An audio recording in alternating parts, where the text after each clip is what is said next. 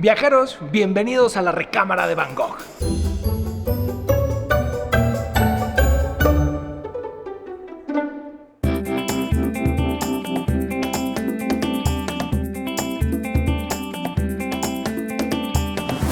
Hola viajeros, me encuentro en el Museo de Bellas Artes, que es uno de los museos más bonitos que tenemos en la Ciudad de México, y hace unos días abrió una exposición que la verdad está bien interesante y muy padre, que se llama Rojo Mexicano. Y ahorita les voy a explicar porque hoy vamos a aprender mucho.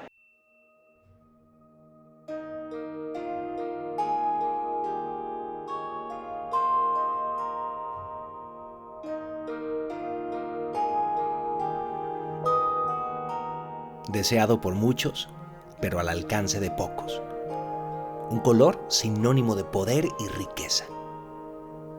Hemos escuchado miles de historias de ambición sobre costosos productos como el oro y la plata, pero no siempre lo más valioso está a simple vista.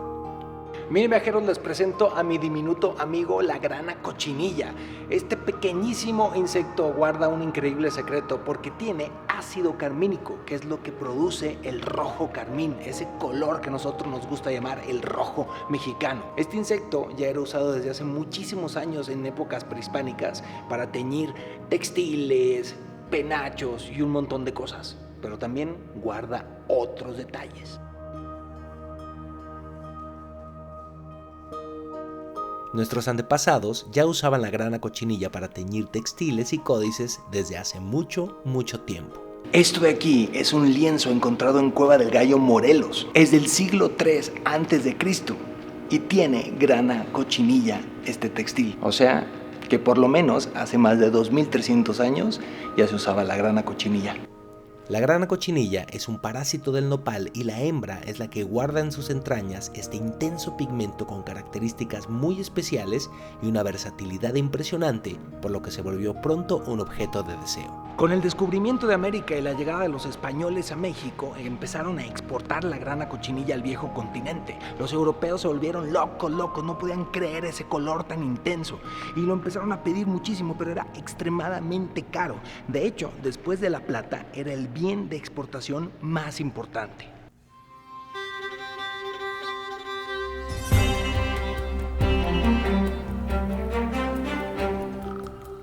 La cochinilla se convirtió en el color del poder y solo reyes y poderosas instituciones como la iglesia podían costearlo.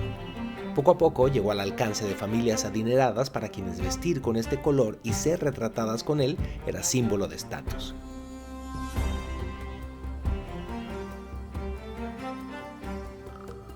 Los grandes pintores europeos no tardaron en descubrir las maravillas de este pigmento. Miren nada más que tenemos aquí en México como préstamo. Esta es la deposición de Cristo de Tintoretto y se cree que este fue uno de los primeros cuadros en que se utilizó la grana cochinilla y la podemos ver en varios colores, por ahí, por ahí, por ahí. La verdad es que la gama de colores que da la grana cochinilla es increíble. La exposición Rojo Mexicano ofrece la oportunidad única de disfrutar 70 obras exhibidas, de las cuales 21 pertenecen a importantes museos del mundo, como el Museo del Prado, el Museo d'Orsay y The National Gallery, entre otros, mostrando obras de reconocidos artistas como Velázquez, Zurbarán, Gauguin y muchos más. El Greco también usó la grana cochinilla. Los grandes maestros del impresionismo también utilizaron la grana cochinilla. De hecho, hay documentos, cartas que Van Gogh le escribía a su hermano Theo, en donde le hablaba de este color y le pedía. Y también hay documentos de que lo compró por primera vez en Amberes, porque ahí llegaban los barcos desde América y llevaban la grana cochinilla. En esta sala tenemos varios cuadros importantísimos que están temporalmente prestados en nuestro país: Renoir, Gauguin y Van Gogh.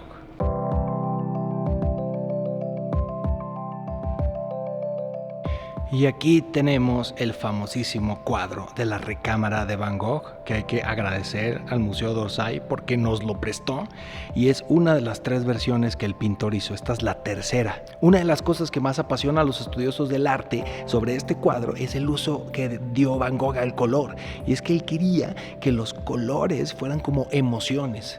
Mi interpretación es que Van Gogh quería que yo sintiera que esta era mi recámara.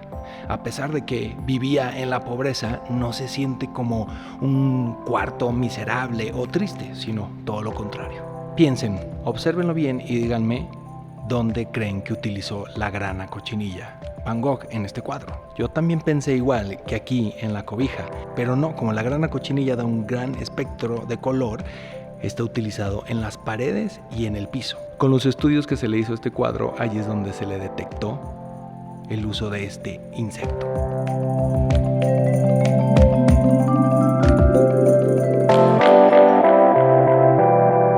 Y ya que terminamos la exposición, está aquí la reproducción tercera dimensión, vida real de la recámara de Van Gogh, para que se tomen su foto, su selfie y hasta se acuesten en la camita.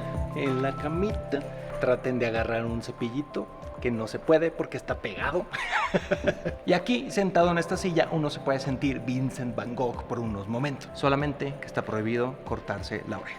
La verdad les quedó increíble, está idéntica a la del cuadro. Hagan de cuenta que nos metemos dentro del cuadro de Van Gogh. Todos los detalles, los cuadros, su ropa, el sombrero, sus utensilios, su toalla, sábana, no sé exactamente qué sea. Esta no es la primera vez que la recámara de Van Gogh se reproduce en la vida real. De hecho, hace poco el Instituto de Arte de Chicago, que posee una de las 3 versiones de esta recámara que hizo Van Gogh, hicieron esta reproducción y hasta podías dormir en ella. Aquí no se puede dormir, pero sí se pueden tomar su foto. Y miren, aquí tenemos un ejemplo de algunos productos en los que hoy por hoy se sigue usando la grana cochinilla, no nada más en el arte y los textiles, sino también se utiliza para maquillaje, cosméticos, en medicamentos, en las gomitas, y en un montón de cosas, en comida, en vinos, en bebidas, en embutidos. Se sigue utilizando. Te amamos, grana cochinilla, te amamos.